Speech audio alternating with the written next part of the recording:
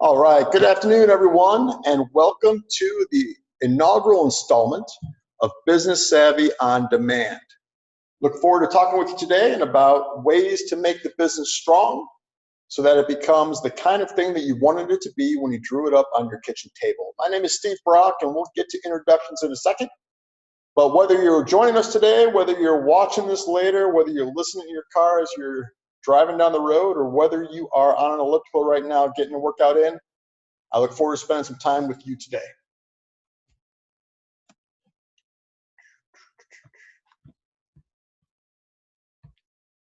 And I want to thank you for your attendance. You know, it's easy to get customers, it's easy to get team members, it's easy to build a business. Sometimes it goes great, sometimes it doesn't. But the one thing you can't do is get back your time. So I appreciate you making that investment with me this afternoon and look forward to continuing the conversation on how to build a great business. And one of the things that we always focus on is that it's really easy when you own a company to feel like you're busy, putting out fires, going in a million different directions. And what we want to start moving towards, especially as we finish up 19 and roll in 20, is that business is not busyness. So let's not confuse being frantic with making progress. What we need to do is be able to take that time every week and make sure that we're focused on where the business is going and setting that appointment for yourself. So it's interesting. One of the things I learned a long time ago was that I had to manage myself when it came to time. And the way that I like to do that is with a default calendar. And one of the most important things you can put in your default calendar is that meeting with yourself to make sure you're moving the business forward, to make sure you're improving your skills as an entrepreneur, and making sure that what you want your business to be in 2020, you're making those decisions, you're taking those steps, and you're taking those actions now to make sure you start moving in the right direction. All right, so that's what we're going to focus on today, as well as how you can structure your budgeting process to drive revenue and profits in a new fashion in 2020. I'd like to make a quick introduction to the team here in Greensboro, and we've got action coaches all over the world. We're in about 90 countries. We've got about 800 offices. We've been in business for 25 years, which makes us the longest tenured coaching company or business coaching company in the world. And here in Greensboro, that's me over on the left-hand side, and that's my wife, Jen. And Jen and I have been working in this business together forever. We've got 3 girls, senior in college, sophomore in college, and a 7th grader, because our planning skills are fantastic. And the second over is Alan Abrams, and Alan's been a coach, goodness, for probably 15 years. He took a little hiatus in the middle and went back to corporate America and decided that working with business owners was a lot more fun than working for someone else. Then we've got Gerald Hutchinson. Gerald's been a coach since Hector was a pup. He's got a ton of experience helping develop teams and growing companies. Initially focused on larger companies, but now bringing those skills to the smaller business marketplace. And last is Ross Cox. Ross has been with Action Coach for, goodness, over 15 years. Here in Greensboro, he's worked with a ton of companies. And together, our focus is simple, and that is helping small business owners realize what their business should be, what they want it to be.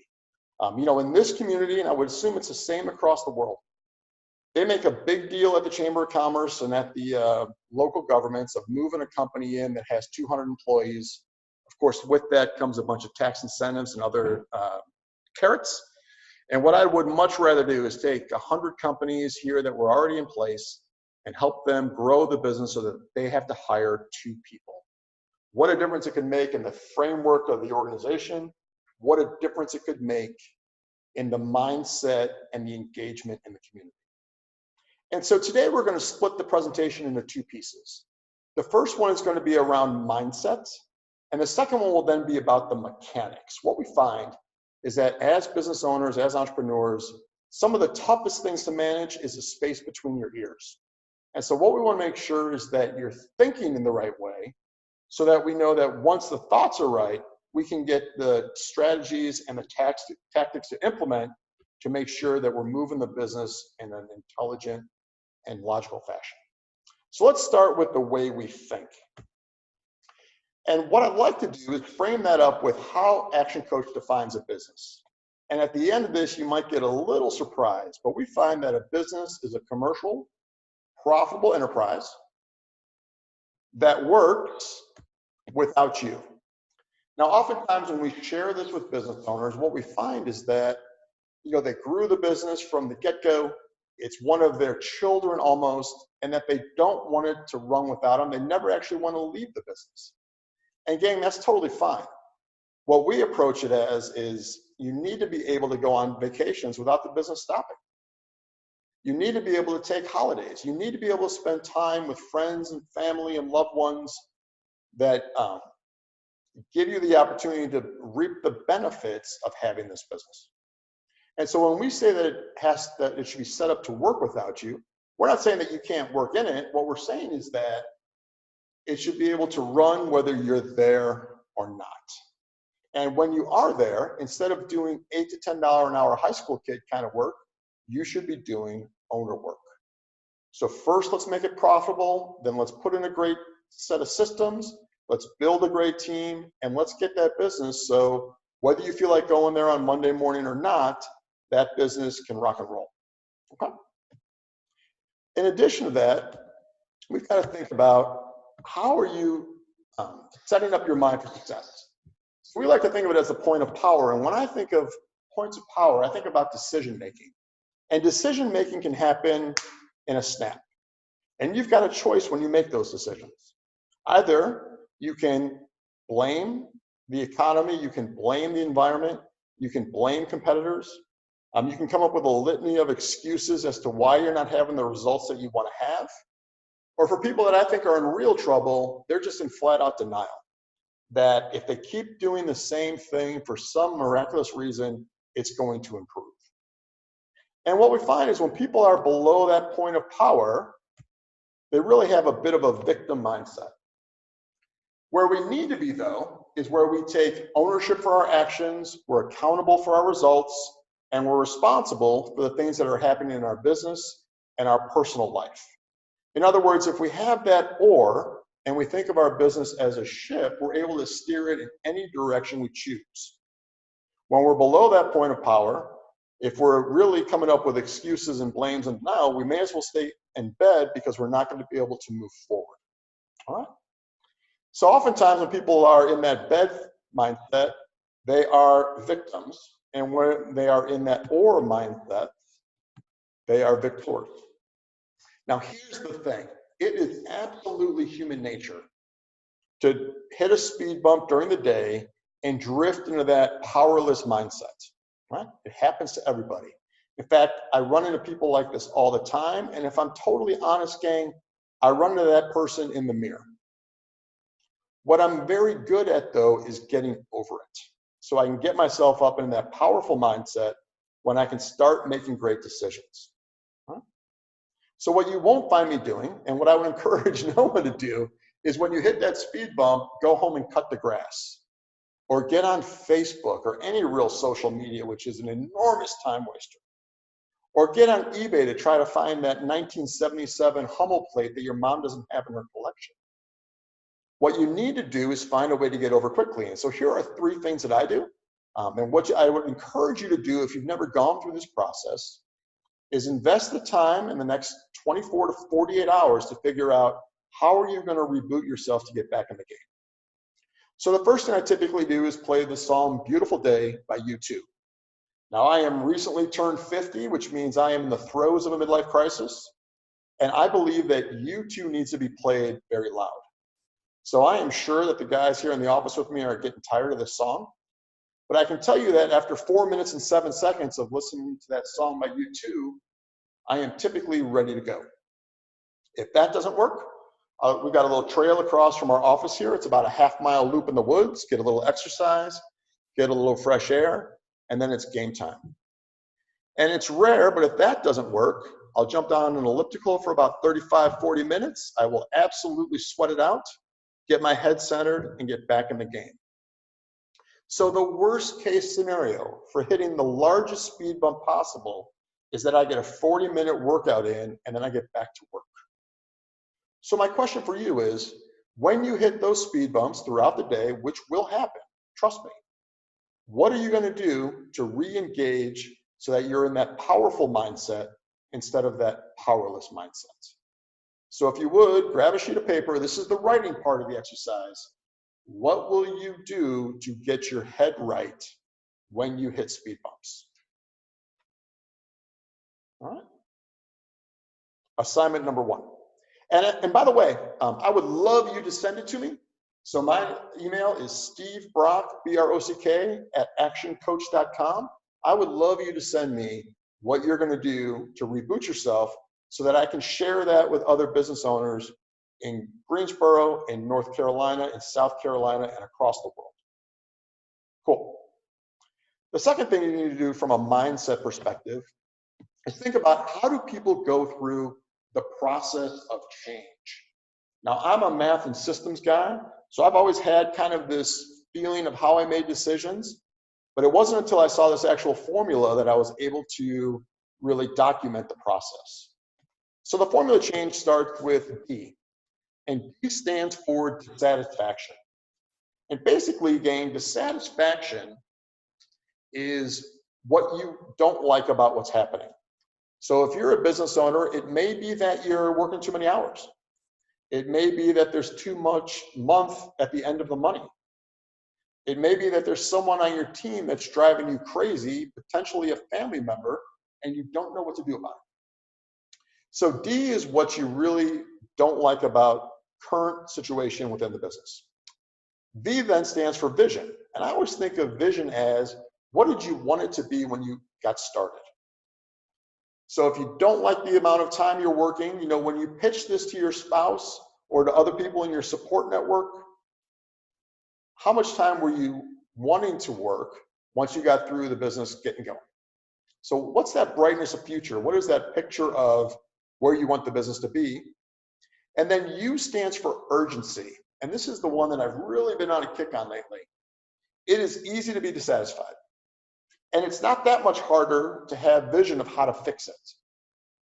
Where people typically fall off the rails is the urgency to get started today. Gang, like I said, I just turned 50.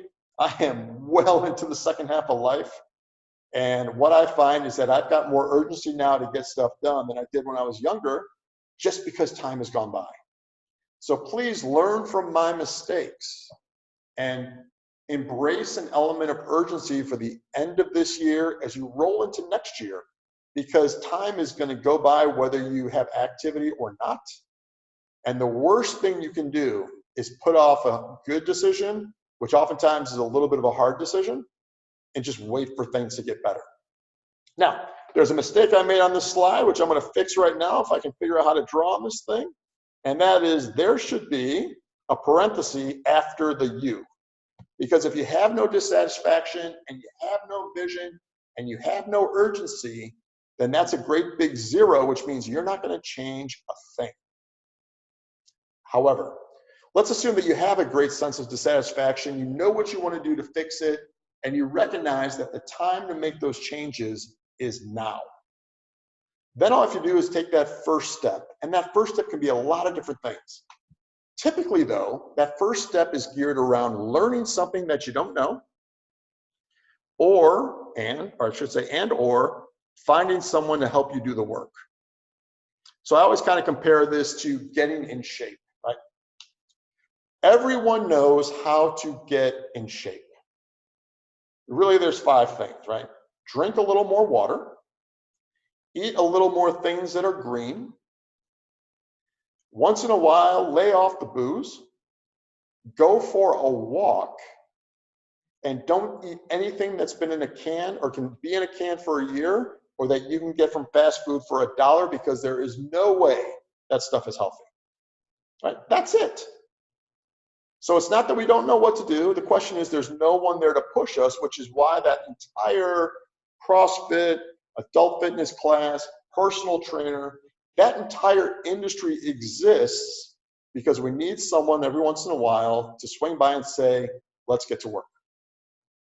So oftentimes that first step is a combination of sharpening a skill and then having someone there to go through the process with you. And when you put those things together, that's going to get you off that natural resistance to change.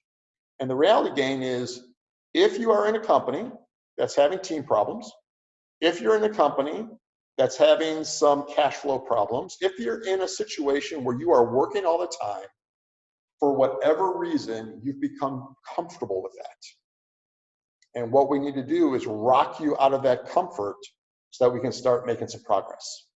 Okay? Again, the D stands for satisfaction, the B is vision, U is urgency. Add to that the first steps, which usually is around education or someone to make sure you actually do the work. And those things together have got to be greater than your natural feeling of resistance. All right, guys. So the last couple of slides really are about how you think. And now we're going to start to move over into the mechanics. And when I think about mechanics, I continue with formulas. And for us, that's the first thing that comes to mind is always the 5 ways. So when you think about the way people like to drive businesses, usually people, when you ask them what they want more customers, they want more revenue, and they want more profit. And I totally get it. Before getting involved with business coaching and with Action Coach, I thought the same way. The challenge with that is that there is no customer store, there is no revenue store, and there is no profit. In fact, what you'll notice in this formula is that those are after the equal signs, which means those are results. So typically I'll ask, again, what's more important, the terms that are in blue or the terms that are in red? So if you would, grab a pen and write down B or R. You got like 5 seconds. It's not that hard of a question. All right. So if you wrote down red, congratulations, you are incorrect. And the giveaway should have been that it's the 5 proven ways to increase your profits. So what we look for is number of leads, and those are basically people that put their hands up, times conversion rate, how many people actually give you money, that gives you your number of customers. Number of transactions is how often do they buy from you in a given year. Average dollar sale is how much do they spend every time they come. And those together will give you your revenue. So your customers times your transactions times your average dollar sale will give you revenue. Take that times your profit margin, and that will give you the profit. So let me ask you this question. Which is more important, revenue or profit? If you would, grab a pen and write down R or P. And the answer is, drum roll please, profit, right? I would much rather have a $400,000 company that made $200,000 than a $500,000 company that made $100,000. So when we think about budgeting for 2020, we want to include a line item for profit to make sure that we drive the revenue to create the profit that we need for the business. Another way to look at these, number of leads is marketing. Conversion rate is sales. Number of transactions is retention. Average dollar sale is pricing or bundling. And profit margin really is management. It's how good are you at running the business. Right? So what I'd ask you to do is give some thought towards, do you know these numbers in your business? And if not, what's the plan over the next 30 to 60 days to get these numbers for your business? Because they're going to be crucial to developing a game plan for 2020. Now, while the formula looks cool, I think it'd be a lot more effective if we dropped in a client that we work with. So this client was a body shop. Actually did detailing and light body work, but primarily it was a detail company. Right? Every year they'd get about 4,000 leads, and this was 2 years in a row. And their sales scripts were pretty good, so they converted 25%. And that gave them 1,000 customers. Now, what we found after testing and measuring was that they would come twice a year, typically after the winter and right into fall. And on average, they would spend about $100. So you take 1,000 customers times 2 transactions a year times $100, and that got you $200,000 in revenue. Okay. When you take out the cost of labor, excuse me, the rent, some insurances, etc., their margin was 25%. And so their profit was $50,000. Not a bad deal because the owner of this business at the time was 21 years old. Right? Not a bad deal. He's working with some of his buddies, building a nice little business. However, he's about to get married. And with marriage comes some other things, right? Over time, there's a good chance there's going to be a family. Their expenses are going to go up when that happens. And so he had to look at growing this business. So we started working together, and what we found was that we wanted to attack all 5 of the items in blue at the same time. And our target was to raise each of them by 10%. So that wasn't hitting home runs. What that was just making contact with the ball and hitting singles on a consistent basis. So when you add that 10%, 4,000 leads goes to 4,400, right? Pretty straightforward math. And the way we did that was we improved the marketing a little bit. We had a better call to action. We were able to stratify the customer base and go after people that were a lot like our A customers. We actually were able to reduce the amount of money we spent on marketing because we were doing some things that just weren't working. And most importantly, we just started paying attention. And a lot of these numbers will change simply because you start paying attention. We went through the sales process. We fine-tuned some of the scripting. Some of it got better because our referrals went up, so those converted a little bit easier than someone that just found us through Google or the newspaper or what have you. So our conversion rate went from 25 to 27.5. We didn't add 10%, we went up 10%. So if you have a calculator or if you have your phone handy, that's awesome. Multiply 4,400 by 0.275. And what you'll notice is that the customers didn't go to 1,100 because of compounding math. They actually went to 1,210. Okay. Pretty cool. So from a number of transactions perspective, we started to put some programs together where people would bring their cars in more than twice a year, kind of have a quarterly promotion that we did. And it actually overall got people to come in 2.2 times per year instead of 2. We did a survey of the marketplace, and what we found out was that at $100 average dollar sale, we were about $30 lower than the marketplace. So we tried to talk him into raising his prices by $30, and like most business owners, he was resistant. And what we find, business owners who are going to benefit from the price increase are typically the ones most concerned about the price increase. So we said, okay, we won't go $30 from the jump. What we'll do is we'll just raise it 10. And he was comfortable with that. Now I've got 1,210 customers. They're going to come in 2.2 times per year instead of 2. We're going to charge them a little bit more, but still are super cost competitive in the marketplace. And what it does to our revenue is not take it to 220,000, but I'm sure you've got your phones out and are cranking the math. Takes to 292,820. A huge jump in revenue for not a ton more work. Right? As our revenue grew, our buying power grew. And so we were able to get a little bit of a better deal on some of the supplies that he used. We were able to renegotiate the rent on the building and extend the lease. And what we found was that our profit margins went up, not to 35%, but just like in the conversion rate, our profit margins went up to 27.5%. So now the profit moves from 50,000 to just over 80 grand. Again, gang, consistent practice of hitting singles will get you some great results over time. So for the math, that's a 46% increase in revenue, which is great, but what's really great is the 61% increase in profits. All right. This can be done in any business. The math is exactly the same. Now for fun, what if we were to double everything, right? And did this over the course of several years. So 4,000 leads become 8,000. We get awesome at conversion, customers skyrocket. People really embrace the quarterly model on getting their cars detailed. We add in a few more services with that to drive the average dollar sale. We jumped to 3.2 million in revenue and 1.6 million in profit. and holy cow, that looks fantastic. It also looks almost too good to be true, right? So we've got a detail shop that's doing 1.6 million. Certainly the costs are going to go up when your revenue grows like that.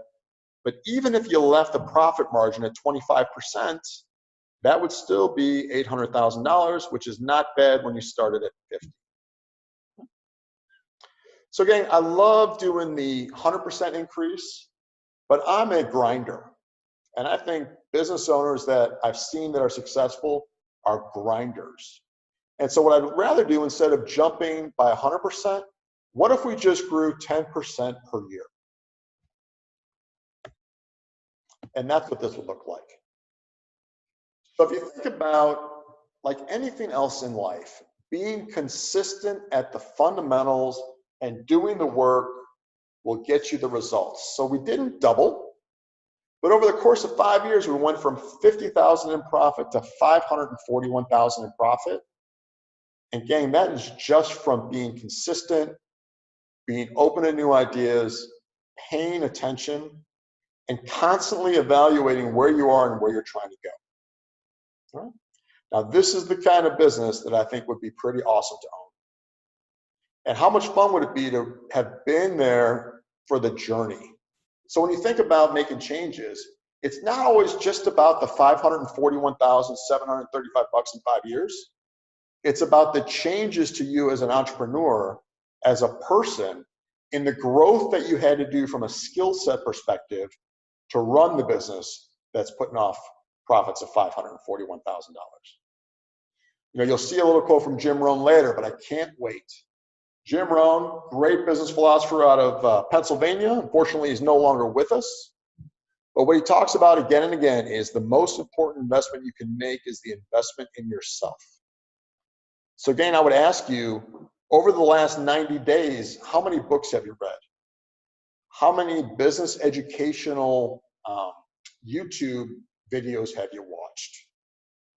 How much time are you spending sharpening your own saw so that you can be better and better and better every year?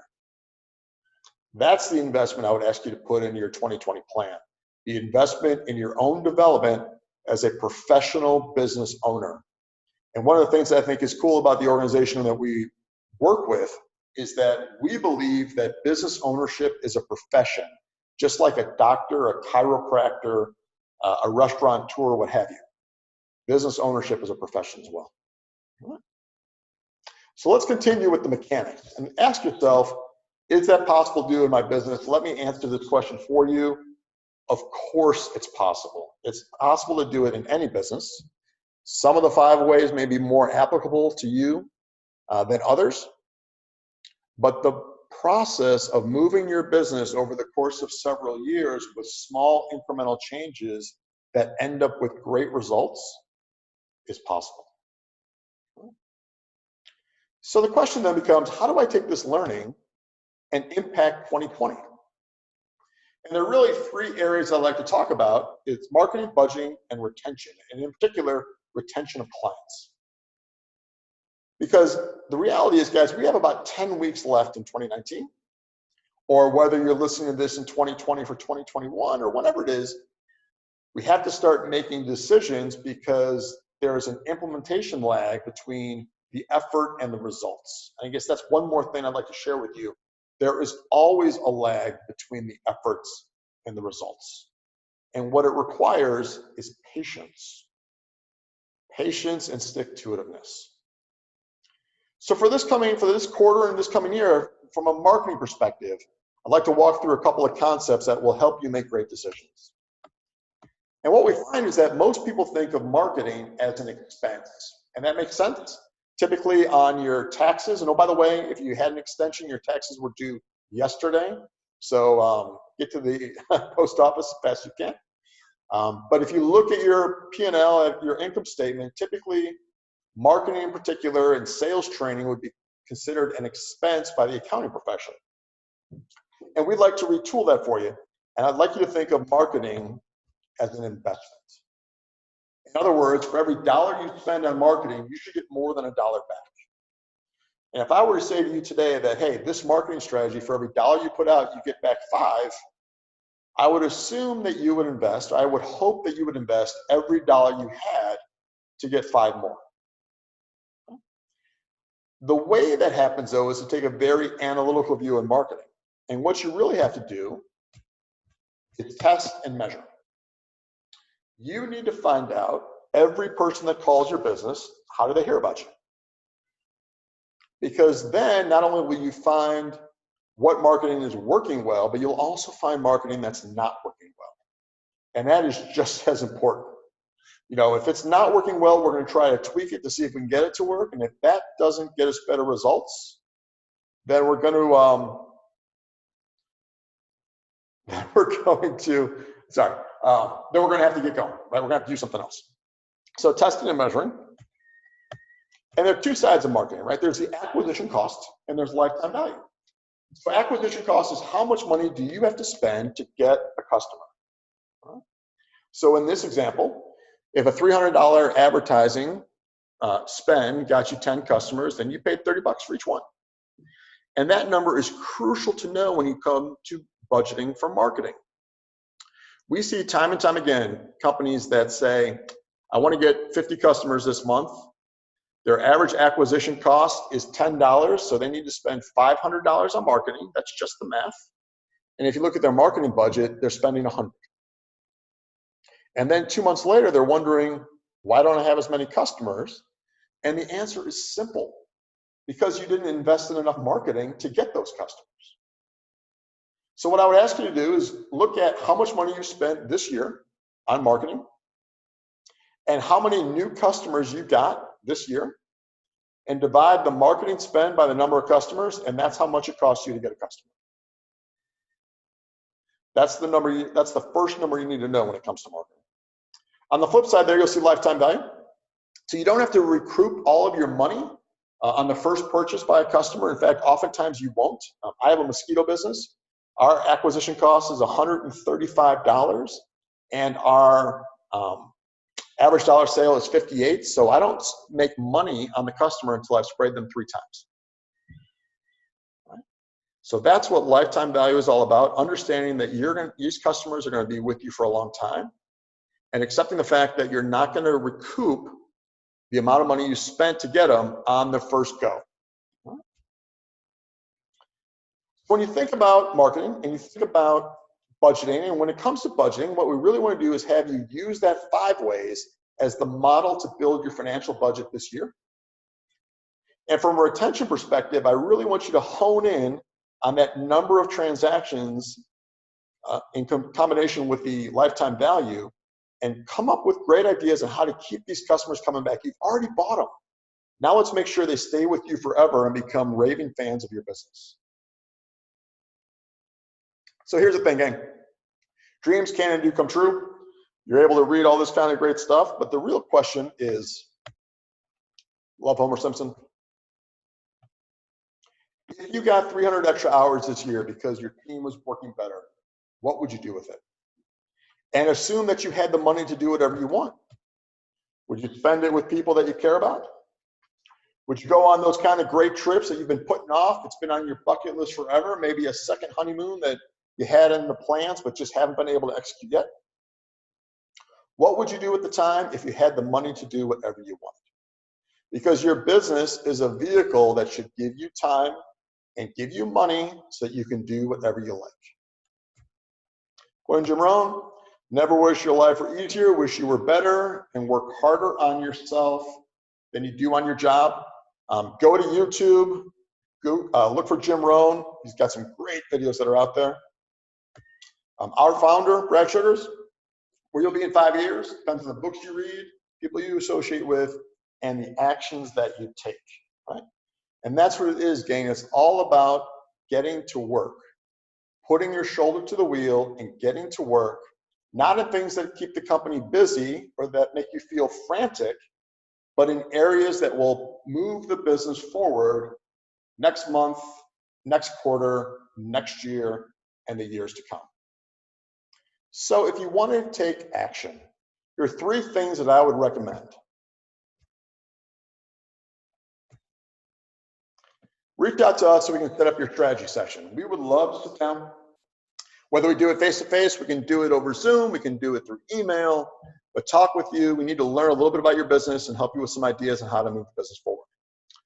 For those of you that are interested in business education, we have something called Business Rich. We would love for you to attend. We've got the next one coming up in November, but it's a 2-day entrepreneurs boot camp where you will walk out with a 2-day degree in being a business professional, being an entrepreneur, learning the skills it takes to run a great business. And then Growth Club is something we do once a quarter. We do it all over the state. Really, we do it all over the country. And that's where we get together local entrepreneurs to build great plans to drive their business forward. So again, we'll go back to the beginning. What's the dissatisfaction you have for the business? What is the vision you have of what you want it to be? And what level of urgency on a scale of 1 to 10 do you have? If your urgency is under 6 and below, then there's a very good chance that 2020 is going to look like 2019. That next quarter is going to look like this quarter. If your urgency level is 7 and above, then we can start making those changes that your business needs for it to be the vehicle that you always wanted it to be, one that can leave a legacy in your community, and one that can give you a heck of a lot of fun running a business. Again, I appreciate your time today. Again, my name is Steve Brock. I'm in Greensboro, North Carolina with Gerald Hutchinson, Alan Abrams, and Ross Cox. And we've got coaches all over the state. We've got coaches all over the country. And all we do is focus on one thing: working with business owners, small business owners, based on your revenue size, not because of what you impact or how you impact the community. It's my belief that small business owners are the absolute straws that stir the drink. They build the fabric of every community, and it's our absolute pleasure to work with them. And we would love to talk with you about your business. Hope you have a great day. And if you haven't read a book in a while and you need 20 books to add to your book list, pop us an email, and we'll be happy to send you over the top 20 books you need to read to move your business forward. Have a great day, gang.